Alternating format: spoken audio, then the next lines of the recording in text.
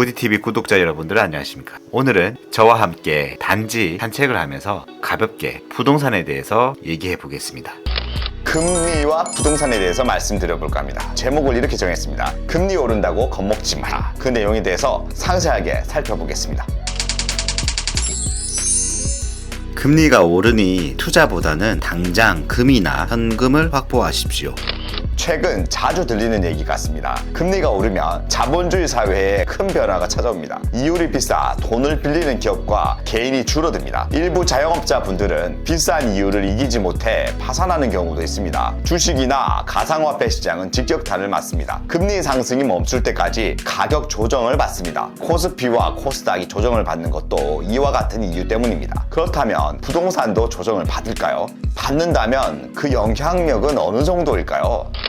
먼저 금리 상승이 일어나는 흐름을 한번 살펴봅시다. 순서는 다음과 같습니다. 1번 경기 악화, 2번 금리 하락, 3번 경기 회복, 4번 물가 급상승, 5번 금리 급상승, 6번 물가 안정, 7번 금리 하락, 8번 경기 안정. 2019년도 11월 코로나 사태로 인해 2020년 경기가 안 좋아졌습니다. 그래서 한국은행에서는 금리를 하락해 자금 유동성을 증가시켰습니다. 그 결과 2021년도부터는 어느 정도 회복되었습니다. 반면 물가는 너무 많이 올라버렸죠. 금리가 낮으면 경기는 계속 좋아지겠지만 물가가 급격히 올라버립니다. 그렇기 때문에 물가 안정을 위해 금리를 상승시키지 않을 수 없습니다. 2022년도부터 금리를 올리기 시작했습니다. 보통 6개월에서 1년 정도 금리를 올리게 됩니다. 금리가 상승하면 물가가 안정되어 정상적인 경제 상황으로 전환되는 것입니다. 물가가 안정되면 다시 금리를 서서히 하락하여 경제 상황을 안정시킵니다.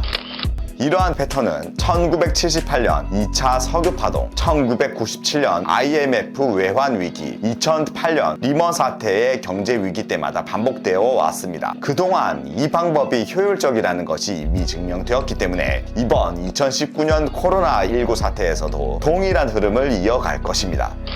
각 상황별로 대처 방법을 간략히 살펴보겠습니다. 1번 경기 악화 시작을 알게 된 경우입니다. 가장 먼저 할 것은 주식이나 가상화폐를 즉시 다 팔아서 현금을 확보해야 합니다. 손해봐도 어쩔 수 없습니다. 기다리면 오르겠다는 기대를 버려야 합니다. 먼저 던지는 사람이 덜 손해보는 게임입니다. 혹자는 팔지 말고 버텨야 한다고 주장합니다. 이 경우는 해당 주식을 너무 많이 가지고 있어 팔면 급격히 더 떨어지는 세력급들의 상황입니다. 개미는 무조건 다 던져야 합니다. 왜냐하면 내가 던지지 않으면 다른 사람이 먼저 던질 것이기 때문입니다. 이러한 던지기 기간은 통상적으로 1개월에서 3개월간 지속됩니다. 부동산은 조금 다릅니다. 당장에 처분하고 싶어도 주식처럼 거래가 빈번하지 않고 세금의 이유 때문에 팔 수 없습니다. 그냥 버틸 수밖에 없습니다. 혹시 이때 파산하는 사람이 많을 경우 경매 물건이 저렴하게 쏟아져 나오므로 현금을 확보하고 있는 사람은 경매로 부동산을 저렴하게 구입할 수 있습니다.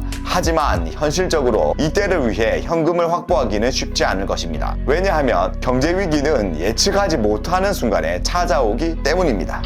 두 번째, 금리 하락 또는 양적 완화가 시작되었을 때입니다. 경기가 바닥을 찍고 회복될 것이므로 급기 팔았던 주식과 가상화폐를 다시 적극적으로 사 모아야 합니다. 주식이 너무 많이 떨어져 공포의 시점일 수도 있으나 다음 스텝을 예상하며 공포를 이겨낼 때 큰 결실을 맛볼 수 있습니다. 부동산 가격도 오를 가능성이 높습니다. 위기로 인해 건설사의 건축 공정에 차질이 생겨 예정된 공급 물량이 줄었기 때문에 우상향이 예상됩니다. 다만 부동산은 잠깐의 위기보다는 그전에 이어져 왔던 공급 현황 및 가격 상승의 누적 상황과 앞으로 예정된 공급 물량이 더 큰 영향을 미치게 됩니다. 세 번째, 경기가 회복되었을 때입니다. 저렴하게 사놓았던 주식과 가상화폐를 팔아 수익을 맛봐야 합니다. 돈을 풀어 경기를 살려놓았기 때문에 물가가 급격히 상승할 것이고 이를 잡기 위해 금리 상승을 강행할 것이란 예측을 해야 합니다. 그렇게 되면 주식과 가상화폐는 하락할 것입니다. 부동산은 여전히 현재 가격과 향후 공급 상황을 예의주시하며 대응해야 합니다. 네 번째, 물가가 상승하여 금리를 상승시키기 시작할 때입니다. 이때가 되면 이미 주식과 가상화폐는 선반영되어 많이 떨어져 있을 것이고 지속적으로 조정받는 상황일 것입니다. 향후 물가가 안정되어 정상적인 경제 상황으로 전환될 것이므로 주식과 가상화폐를 조금씩 사 모으면 됩니다.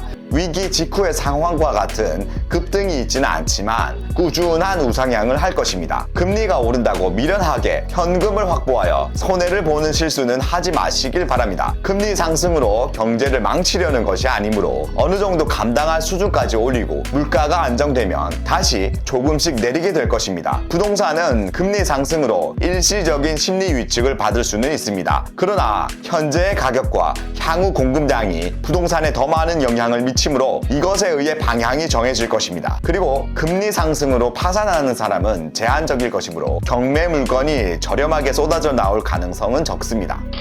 이제 부동산을 하는 입장에서는 어떻게 해야 할까요? 결론은 금리 오른다고 겁먹지 말아야 합니다. 1년만 지나면 언제 그랬냐는 듯 스쳐 지나갈 것입니다. 부동산은 거래세 때문에 주식과 가상화폐처럼 쉽게 사고 팔 수도 없고 투자 상품보다는 소비 상품에 가깝습니다. 그렇기 때문에 부동산은 현재 가격과 향후 공급될 물량에 집중해야 합니다. 금리가 올라도 공급 물량이 없으면 부동산 가격은 오르게 되어 있습니다. 현재 가격이 너무 비싸도 시간차만 있을 뿐 결국 오릅니다. 다만 공급 물량이 많다면 당연히 조정을 받을 것입니다. 그 양에 따라 장기적인 조정장도 가능합니다. 지금까지 금리와 부동산에 대해서 살펴봤습니다. 여러분, 금리 오른다고 겁먹지 마십시오. 부동산의 공급 물량을 중심으로 시장 상황을 잘 체크해서 현명하게 대응하시길 바랍니다. 감사합니다.